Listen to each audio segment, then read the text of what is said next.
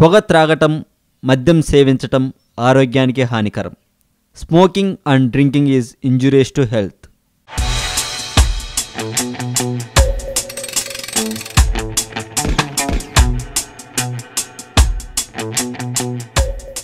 Hit కాంబినేషన్లో మళ్ళీ సినిమాలు చేయడానికి ప్రయత్నిస్తుంటారు దర్శక నిర్మాతలు. అలా చాలా కాలం తర్వాత టాలీవుడ్లో ఓ సూపర్ హిట్ కాంబినేషన్ కలిసి నటిస్తున్నట్లు సమాచారం.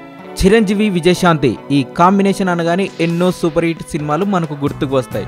వీరి కాంబినేషన్లో ఏ సినిమా వచ్చినా సరే అందులో వీరి కెమిస్ట్రీ బాగా పండేది. అయితే సినిమాల నుండి తప్పుకొని రాజకీయాలలోకి వెళ్లిన విజయశాంతి మళ్ళీ ఏ సినిమాలోనూ నటించలేదు. ప్రస్తుతం చిరు 150 సినిమాగా తమిళ్ సూపర్ హిట్ కత్తి సినిమాను తెలుగులో వివి నాయక్ డైరెక్షన్లో రీమేక్ చేస్తున్నాడు. అయితే ఇందులో ఒక ముఖ్యమైన పాత్ర ఉందట. ఆ పాత్రలో విజయశాంతి నటిస్తే బాగుంటుందని చిత్ర యూనిట్ ఆమెను సంప్రదించారని టాక్. సినిమాలో తన పాత్ర గురించి విన్న విజయశాంతి ఇంకా తన నిర్ణయాన్ని చెప్పలేదని అంటున్నారు.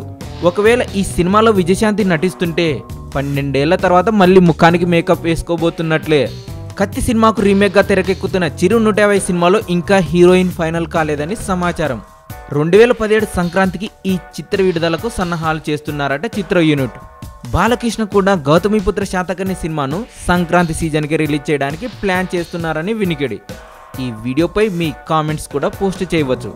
ఈ వీడియో మీకు నచ్చినట్లయితే లైక్ చేయండి, షేర్ చేయండి. మరింత టాలీవుడ్ సమాచారం కోసం సబ్స్క్రైబ్ చేయండి టాలీవుడ్ సెంట్రల్.